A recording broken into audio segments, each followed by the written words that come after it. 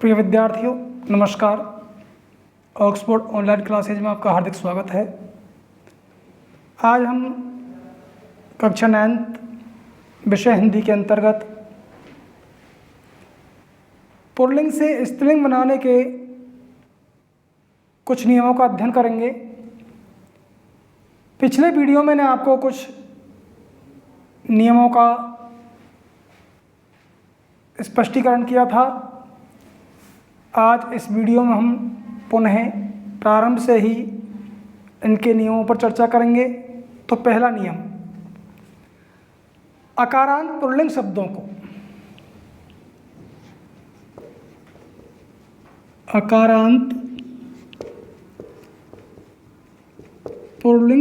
को यदि आकारांत कर दिया जाए, आकारांत पुल्लिंग शब्दों को आकारांत कर दिया जाए तो वे स्त्रीलिंग बन जाते हैं।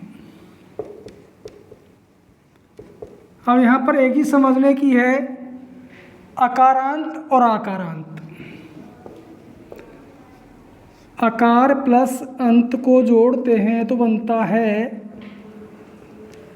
आकारांत। ये अकार क्या है? ऐसे शब्द जिनके अंत में अकार हो तो वो क्या कहलाएगा? अकारांत। अब आकार क्या है? आकार को समझना है। तो जिस प्रकार हम हिंदी में बोलते हैं ए, आ, ई, संस्कृत में इस प्रकार से वर्णों का उच्चारण नहीं होता। संस्कृत में वर्णों का उच्चारण करते समय प्रत्येक वर्ण के बाद कार जोड़ दिया जाता है। तो अकार, आकार, ईकार, ईकार। तो यहाँ पर हमको समझना, आकार से तात्पर्य ऐसे ही है, आकार से तात्पर्य आ से ही है, ईकार से ई और ईकार से ई। तो अकारांत पुल्लिंग शब्दों को यदि आकारांत कर दिया जाए, अर्थात ऐसे पुल्लिंग शब्द जिनके अंत में क्या हो? अकारांत अर्थात ए हो। ऐसे पुल्लिंग शब्द जिनके अंत में ए हो, उनको यदि क्या कर दिया जाए? आकारांत कर दिया जाए, अर्थात इस ए के स्थान पर उसको आ कर दिया जाए तो आ करने से वो क्या बन जाएगा? स्त्रीलिंग बन जाएगा। जैसे छात्र। अब इस छात्र को देखते हैं तो यहाँ पर ध्वनि किसकी निकल रही है? त्रय में ए की। ये कैसा शब्द है? पुल्लिंग शब्द है। और कैसा है?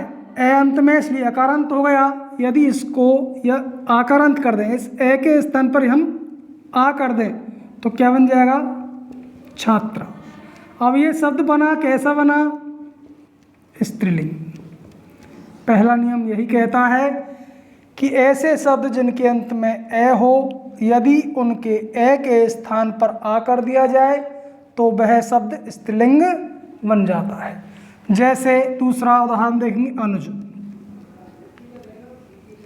अनुज शब्द में अंत में क्या बोल रहा है? ए। शब्द कैसा है? ये अकारांत अधिकांश शब्द पुल्लिंग होते हैं। ए बोल रहा है। अब इस ए के स्थान पर क्या कर दे? आ कर दे तो शब्द क्या बनेगा? अनुजा। अब यहाँ पर आ जुड़ने से क्या बन गया है? स्त्रीलिंग बन गया। अनुज मीन्स छोटा भाई, अनुजा मीन्स छोटी बहन।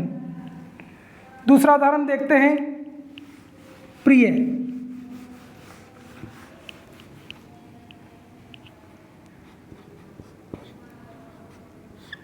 अब यहाँ पर देखिए, प्रिय में क्या है? अंत में ए है। आकारांत होने के कारण प्रिय शब्द कैसा हुआ? पुल्लिंग। लेकिन इस ए के स्थान पर हम जोड़ दें प्रिया। हाँ जोड़ दिया तो क्या बन गया? प्रिया बन गया। ये शब्द कैसा हो गया? स्त्रीलिंग। प्रिया मीन्स प्यारा और प्रिया मीन्स प्यारी। तो यदि किसी शब्द के अंत में ए हो और ए के स्थान पर यदि आ कर दें तो वह शब्द कैसा बन जाता है? स्त्रीलिंग बन जाता है। जैसे आत्मज, आत्मज शब्द को देखते हैं तो आत्मज में पीछे क्या बोल रहा है? ए। इस ए के स्थान पर क्या कर दें? आ कर दें। आ करेंगे तो यह क्या बन जाएगा? आत्मज। आ लगाने से शब्द कैसा बन गया? स्त्रीलिंग। आत्मज मीन्स पुत्र, आत्मजा मीन्स पुत्री। नियम नंबर 2, अकारांत और आकारांत शब्दों को, अकारांत और आकारांत शब्दों को यदि एकारांत कर देने पर, कौन सी है? बड़ी। अर्थात समझेंगे, यदि ऐसे शब्द जिनके अंत में ए या आ हो तो इनके ए या आ को हटा करके इनके स्थान पर ई कर दिया जाए। अब ई कौन सा? बड़ी दीर्घी। तो वह शब्द कैसा बन जाएगा? स्त्रीलिंग बन जाएगा। जैसे लड़का। अब यहाँ पर क्या आ रहा है? पीछे आ। शब्द कैसा हो गया? आकारांत। यदि इन शब्दों के आ के स्थान पर क्या कर देंगे हम? बड़ी। शब्द क्या बन जाएगा? लड़की। कैसा हो गया? स्त्रीलिंग। दूसरा, पुत्र। क्या आ रहा है पीछे? ए। तो ए को हटाएंगे, क्या जोड़ देंगे? ई। क्या बन जाएगा? पुत्री। बनने वाला शब्द कैसा बना? स्त्रीलिंग का। उसी प्रकार टोप से क्या बन जाएगा? टोपी। गोप से गोपी। पहाड़ से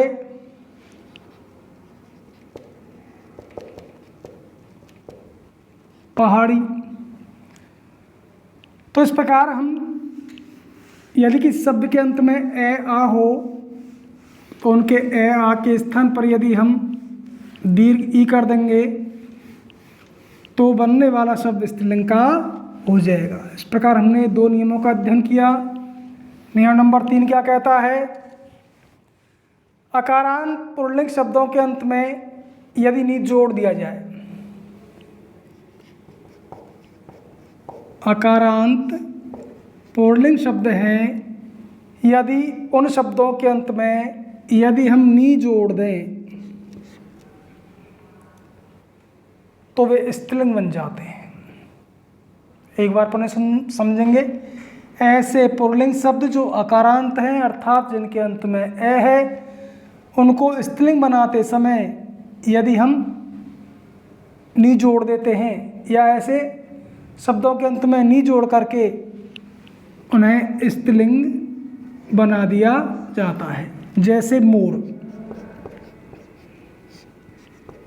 मोर शब्द है पुल्लिंग, यदि हम इसमें स्त्रीलिंग बनाए तो क्या जोड़ना पड़ेगा? हमें नी। क्या बन जाएगा? मोरनी। ऊंट से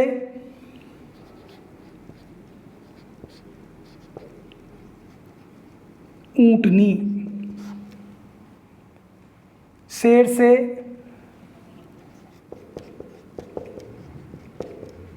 शेरनी। हंस से हंसनी।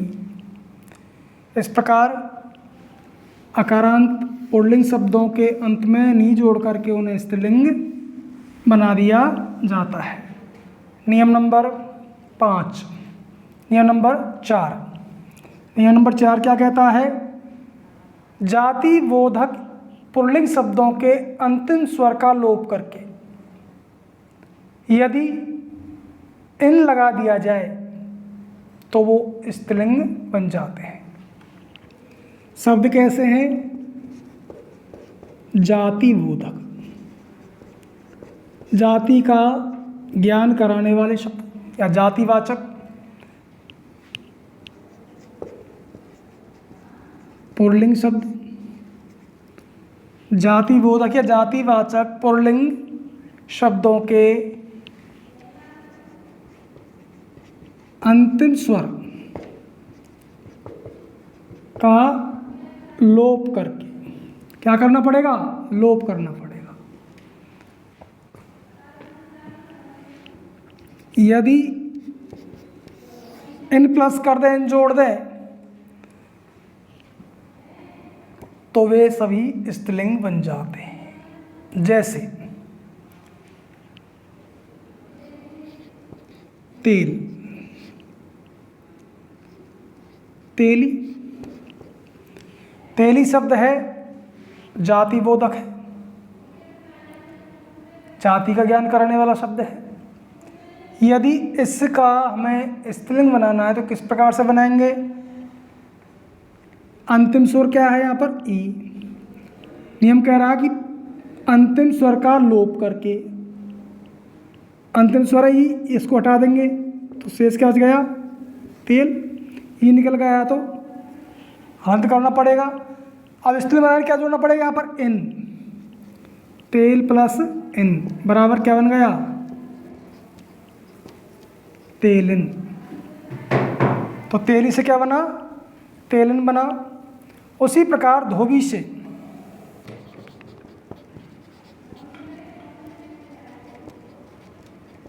धोबी से धोबिन, लुहार से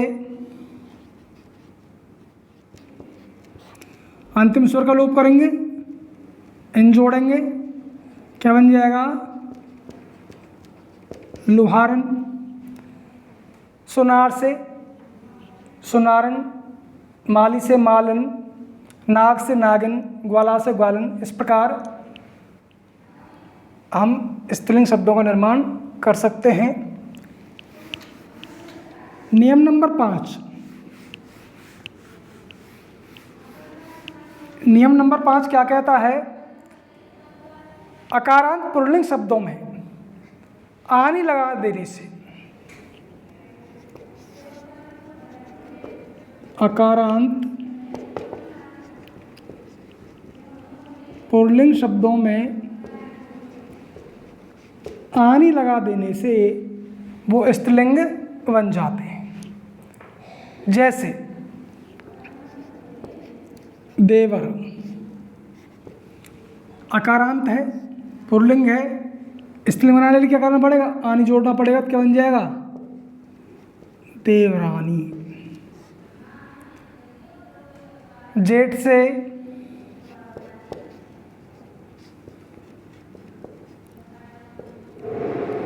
जेठानी, ठाकुर से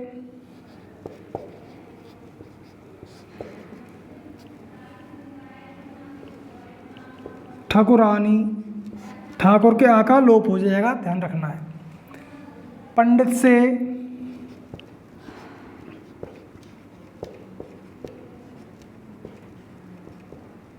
पंडितानी, नौकर से नौकरानी, सेठ से सेठानी। इस प्रकार हम आकारांत पुल्लिंग शब्दों में आनी जोड़ करके उन्हें स्त्रीलिंग बना देते हैं। अब देखिए नियम नंबर 6। नियम नंबर 6 क्या कह रहा है? जातिवाचक पुल्लिंग शब्दों के अंतिम स्वर का लोप करके, जातिवाचक पुल्लिंग शब्द हैं तो जातिवाचक पुल्लिंग शब्दों के अंतिम स्वर का क्या करना है? लोप। जातिवाची पुल्लिंग शब्दों के अंतिम स्वर का लोप करके यदि उनमें आइन जोड़ दिया जाए तो वो स्त्रीलिंग बन जाते हैं। जैसे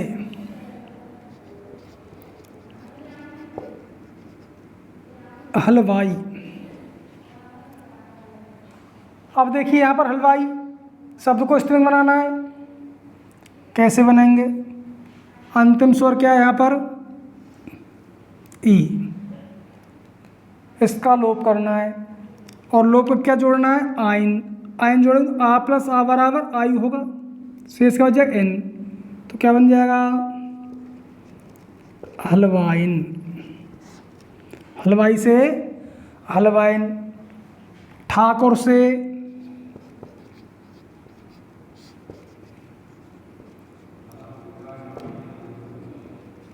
ठाकुराइन। ठाकुर के आ के स्थान पर ए ही आदेश रह जाएगा प्रत्यय जोड़ते समय। नाई से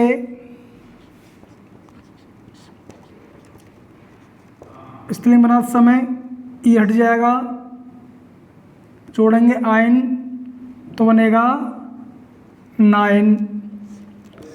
अगला उदाहरण देखते हैं, चौधरी।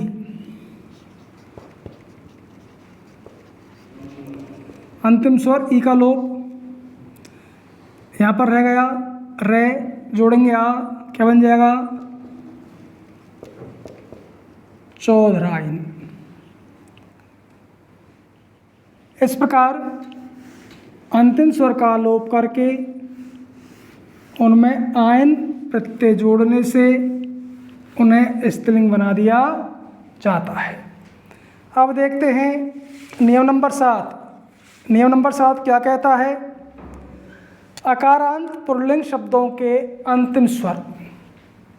शब्द कैसे हैं? अकारांत पुल्लिंग शब्द। अकारांत पुल्लिंग शब्दों के अंतिम स्वर।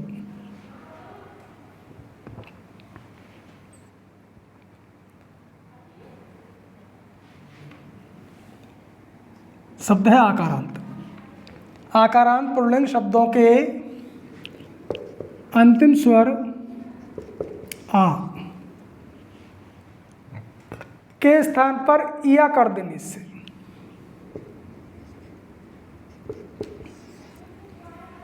आकारांत पुल्लिंग शब्दों के अंतिम स्वर आ के स्थान पर इया कर देने से वो सभी शब्द स्त्रीलिंग बन जाते हैं। जैसे बूढ़ा। अब देखिए यहाँ पर जब प्रत्यय जुड़ता है तो मूल शब्द में किसी प्रकार कोई परिवर्तन हो जाता है, तो यहाँ पर क्या रहा? अंत में आ, तो आ को हटाएंगे और क्या करेंगे? इया। तो बूढ़ा शब्द है, आ हट गया, शेष क्या बचा? बूढ़ प्लस इया जोड़ेंगे, तो यहाँ पर जब ये प्रत्यय जुड़ेगा तो यह बूढ़ा शब्द का जो ऊ है दीर्घ, ये हस्व हो जाएगा। तो क्या बन गया? बुढ़ प्लस इया जोड़ेंगे, क्या बन जाएगा? बुढ़िया। तो बूढ़ा क्या बन गया? बुढ़िया। चूहा, तो ये ध्यान रखना जहाँ पर दीर्घ स्वर आ रहा है वो हस्व में बदल जाएगा। चूहा प्लस आकारांत है, स्त्रीलिंग बनाएंगे तो क्या करना पड़ेगा? या जोड़ना पड़ेगा। जब इसको जोड़ेंगे तो हस्व ऊ है, यहाँ पर दीर्घ है, हस्व में बदल जाएगा, शब्द बनेगा चूहिया। उसी प्रकार चिड़ा।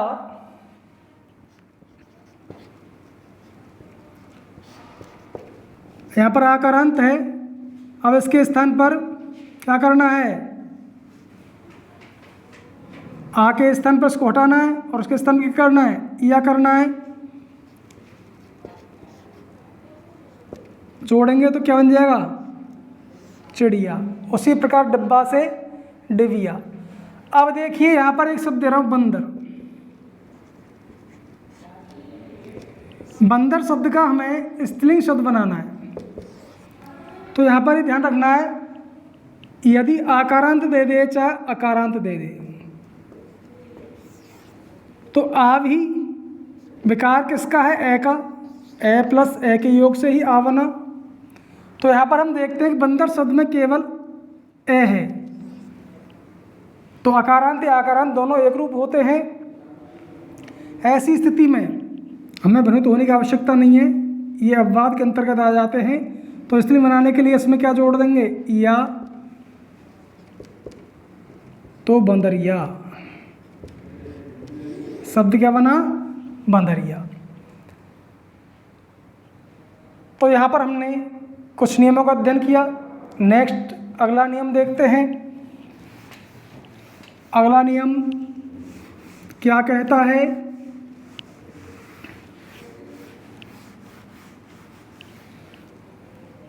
अकारांत पुल्लिंग शब्दों में अक हो।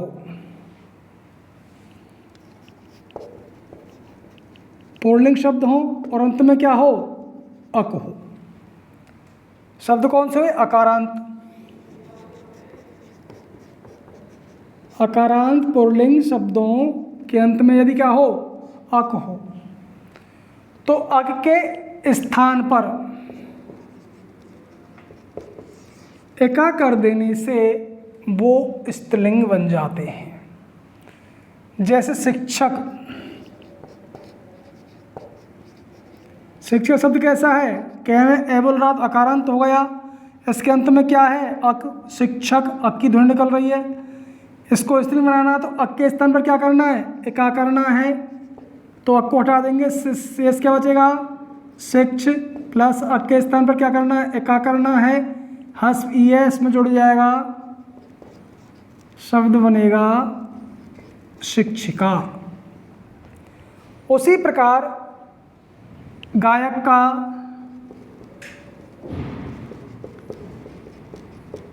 गायिका,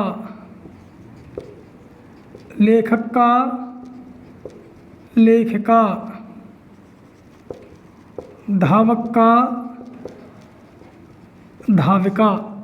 तो केवल ये ध्यान में रखना है, यदि किसी शब्द के अंत में अक जुड़ा हुआ है तो उस शब्द को स्त्रीलिंग बनाते समय अक के स्थान पर एका कर दिया जाता है। अब देखिए नियम नंबर 9। अगला नियम क्या कहता है, ये चीज़ें आप संस्कृत व्याकरण के अंतर्गत विधिवत पढ़ चुके हैं, कोई नई चीज़ नहीं है, केवल स्मृति में लाना है। तो बान से समाप्त होने वाले पुल्लिंग शब्द हों, अर्थात ऐसे पुल्लिंग शब्द जिनके अंत में बान हो, तो उसको स्त्रीलिंग बनाते समय बान के स्थान पर बती कर दिया जाता है। तथा ऐसे पुल्लिंग शब्द जिनके अंत में मान हो तो मान के स्थान पर मति कर दिया जाता है। मतु प्रत्यय पड़ा होगा तो आप समझ सकते हैं, उसी के उदाहरण है। जैसे भगवान, भगवान शब्द है, अब यहाँ पर बान आ रहा है, अब इस शब्द को यदि स्त्रीलिंग बनाना है तो बान को हटा क्या जोड़ देंगे, बती। तो बान हटा देंगे, बान के स्थान क्या जोड़ देंगे, बती, तो क्या बन जाएगा, भगवती। उसी प्रकार पुत्रवान, पुत्रवान का क्या बन जाएगा, पुत्रवती। रूपवान का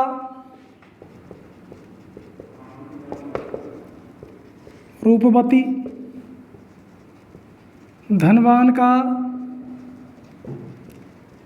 धनवती, भाग्यवान का भाग्यवती, बलवान का बलवती। उसी प्रकार मान आ जाए तो जैसे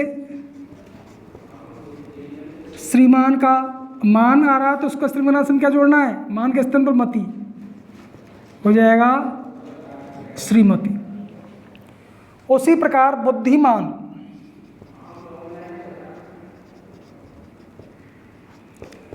स्त्रीलिंग बनाने से मान के स्थान पर मति कर देंगे,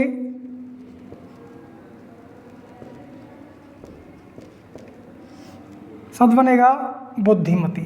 इस प्रकार हम पुल्लिंग शब्दों के स्थान पर स्त्रीलिंग शब्दों का निर्माण कर लेते हैं। इसके कुछ शेष नियमों का अध्यापन नेक्स्ट वीडियो में करेंगे। आशा करता हूँ आज का पढ़ाया हुआ विषय आपकी समझ में आया होगा। मिलेंगे अगले वीडियो में, तब तक के लिए धन्यवाद। जय हिंद, जय भारत।